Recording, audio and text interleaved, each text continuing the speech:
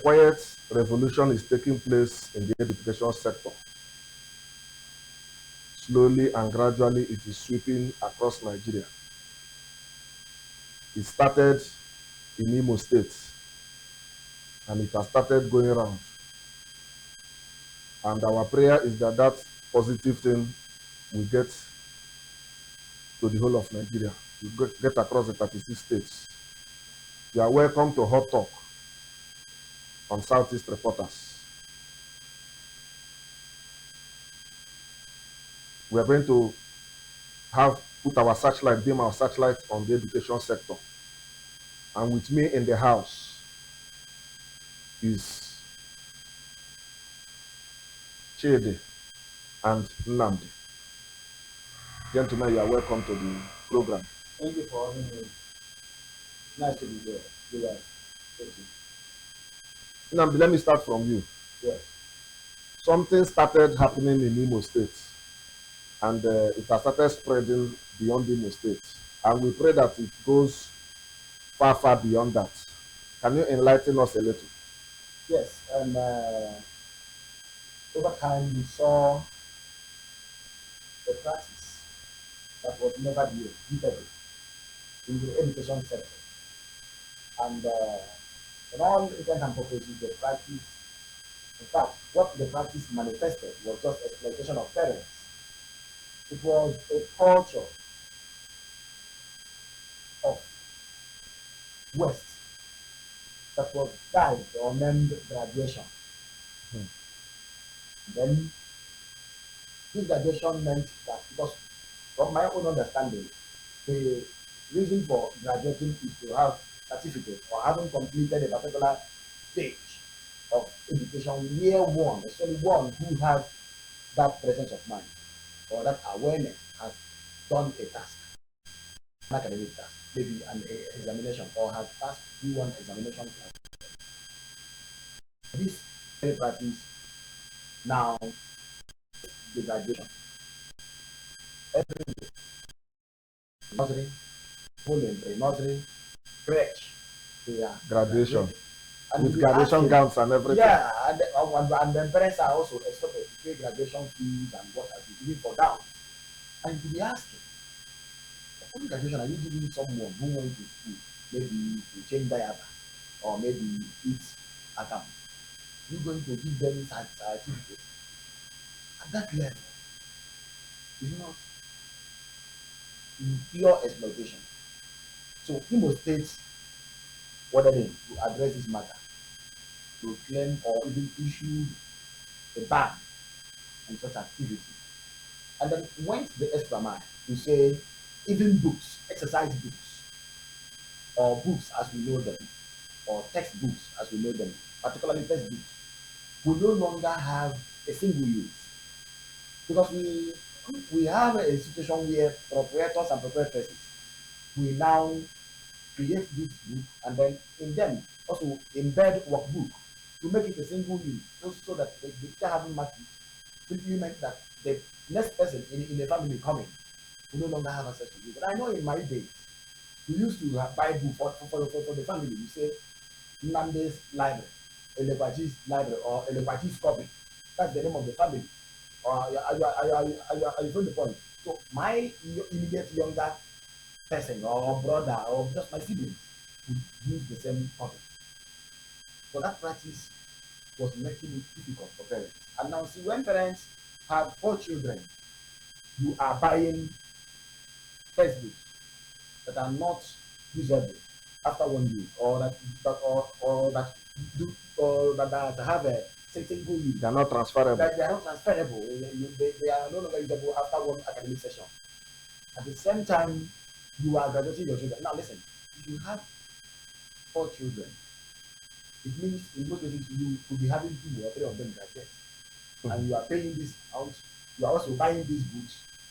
You see, it does not actually, you see, the whole thing does not actually bode well for the education sector. It makes the system even highly commercialized and then corrupt, if you ask me. So what Imo State did, timeous, and the intendment of that law was clear that it was trying to address the issue parents have been complaining. but may not have been able to use the mobile platform to express their complaints. So it's a welcome development, it's timeless, it's also ideal. Now, states like Edo and others can actually borrow the lead or can actually copy. I'm also urging other states, the 36 to equal sub-national states, to do the same thing so that this pressure, this autonomous grief, and the next of our parents is on. So what you are saying is that in the first place, we are let us be clear. We are talking of graduation. Some people you graduate from pre-nursery to nursery. People graduate from nursery to primary. People are even graduating from JS3 to SS1. In the same even from primary 3 to primary 4. And people are graduating from. So what they are now saying is that the only place you can graduate from primary 6 is to from primary 6 exit classes, whether in primary or secondary school. So the Imo State government graciously banned every other graduation activity and also gave a 4-year, lifespan to textbooks. Not a situation where you use a book for one term yes. And it is done. Yes. And we hear that this thing has also spread to Edo State, Benue State. Yes, and then and that is Sokoto. No, there are 3-4 states now. Yes, now have actually domesticated or have actually followed from this year. And I want to urge Abia and the other states to do the same. I feel the point because it is too much on parents these days. Just to, you know what it tells, what the text to mobilize children for school. I'm using the word mobilize. You cook, you buy snacks, sometimes juice, and then all of that on a daily basis. And most cases, that these children don't even return until 5 p.m., 6 p.m., some 7 p.m. in the evening. So a lot of things also need to be looked at. Now, apart from this one, I'm also looking at the time of dismissal. It's very, very important. Sometimes children are overleveled. They come back. I know family members whose children come back exhausted. I think the Benue people. I heard that Benue has stopped time of, this dismissal. They have reduced it to a particular time. Yeah. So, Chede, it's a positive development that spread to some states. Can you shed more light? Well, I will. Nnamdi has talked more about the new policy, but let me pick mine from the practice, from the old practice perpetuated by our schools. I've always questioned it. I've always told people that practice by our schools, especially private schools, is the height of exploitation, height of extortion, height of wickedness, height of mischief, height of everything negative, including theft, fraud. That's what they are doing. No, this is not as if these people will just, it doesn't even end in buying the books. You must also buy the books from them. From them, the school. You can't go out to buy those books. They make it compulsory that you buy from them. If it is sold 30 naira outside, you have to pay 300 naira to get it. Now, let me share a story for us. I was in a school for a separate business, and I went to the principal's office. The principal asked me to sit down. Beside me was a man. That man happened to be a printer of a particular book that the students were using. They were negotiating. The man was telling him up to 150. The principal said 100 naira. I'm talking about naira. 150, 100 naira, 150, 100 naira. For a page. For the entire book. It's not for a copy. Because they are buying a mass, they are producing a mass. You get it?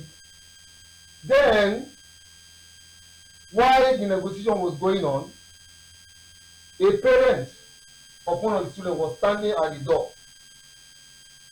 waiting. Immediately the man left. They finally settled for 120 naira, I think so. The same book, the parents came to buy the same book. Guess how much? 3,000 naira. The same book that they were negotiating for 100 naira, one. Pay 3,000 naira for one book. So what do you call that if not wickedness? In this hard time, and no, to crown it up, how do they even pay back? The teachers teaching there, the teachers that do everything, guess how much they pay them? Teaching work has become the modern day of slavery. And again. No. What can you call that?